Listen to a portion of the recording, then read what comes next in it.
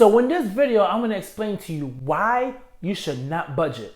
I know, everyone says you should budget. I have something else that you should do. And if you stick around to the end of the video, I will reveal that to you. But this is how I feel about when it comes to budgeting. Everyone always tells you to be financially smart with money, you need to budget. That's not necessarily true. A lot of people try to budget and they fail. Why continue to do something that fails? If you are the type of person that doesn't budget, then just don't budget. There's other ways of doing it because the industry makes it seem like a one-size-fits-all type of situation, and that's not the way it works. That's not the real world. Because as we know, budgeting is very restrictive and tedious. And those are the two things that a lot of us do not like having in our lives. Let me give you the first reasons why you should not use a budget. It's very difficult to track if you have unpredictable income, whether you have valuable income coming from sales or you're doing side hustles and your income is different every month. Now, that is great. Don't get me wrong. Having more income every month is awesome, but you still got a budget for that. You still need to know how much money you want to put into savings, how much money you want to put to paying off your debt. There's so many little things that you need to do within your budget, and it makes it difficult. And now, if you have dual income, that makes it even more difficult. One person might get a bonus, other person might get a raise, another person might get a promotion. There's so much tinkering within a budget that it gets complicated and it gets quite annoying. Another reason why you should not use a budget is every month is different. Let's be quite honest. Every day is different. So if you make a budget to how much money you're gonna spend on certain items, I got news for you because this happens to me a lot. Within a few days, it gets busted. There might be some type of emergency. Maybe you gotta take your dog to the vet. Maybe you need to take a trip to the doctors. It's someone's birthday and they invited you to go out. There's so many things that pop up, repairs in homes, your car insurance. There's so much stuff that might occur and you might not be aware of. And that happens. That's life. Things happen, we adjust and adapt and we keep on moving. The problem with a budget is you're gonna feel like you did something wrong. You're gonna make yourself feel guilty and that you're horrible with money just because life is being life. So listen, if you are doing a budget and you find yourself continually being stressed out, crumble it up, throw it out the window, leave it alone. You can handle it a lot better. Hang on to the end of the video, I'm gonna tell you how. And the third reason is stress. Listen, most of us already are having money stress. Why make it even worse by seeing every little transaction that's going in and out of your account, especially if you're married and you have a joint account? Why'd you spend this? I spent it because of that. You told me to spend it.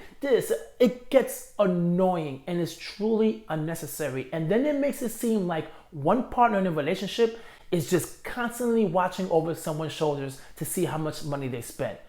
Listen, we're adults. We have freedom. You can spend your money how you want to spend your money. As long as you are aligned with certain aspects in your life about how to spend money, then that's okay. But that's never the case. It's usually one person is a spender and one person is a saver, and it just gets insane. So now that I'm here telling you how a budget is so horrible, I have something else that you could do that could make your life a lot more easier. And this is what you should do. And this is what I do.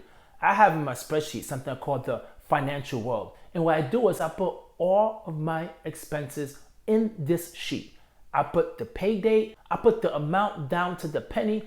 I track all my expenses. And I put down what I would like to spend on groceries within that amount. That's the way I get a snapshot at any moment of how much money I should be spending on all my items. Now, once I figure that amount out, I now on my bank account, after I know how much money I get paid, I know how much money should be left in the end of the month.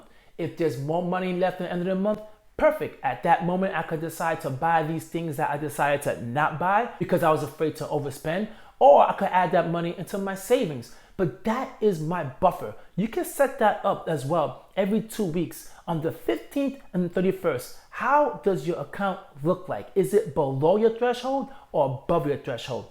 Easier. You're looking at this now only twice a month. And this makes it great because now once you get a bonus and you get a raise, any other income, you don't need to recalculate your budget. You can just put the money in your account and that's it. In the end of the month, you have $1,000 extra. Great.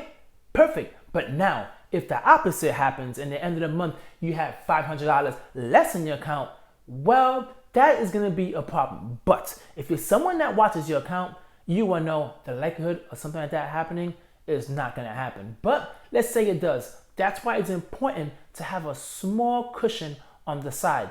That's why I say you should keep at least $1,000 to $2,000 in your checking account, because if it goes below that threshold, okay, all your expenses are covered, your bills covered, nothing's being returned, but now that gives you at least an option to analyze and see what in the world is going on with your accounts. Then you can transfer money over from your savings account over to your checking account, and you're back to square one, and now you're going to be aware and fix whatever it was that you found to be an error within your spending. So that's it, guys. I know it might be controversial. I know everyone always tells you to budget, but to me, it's just like dieting.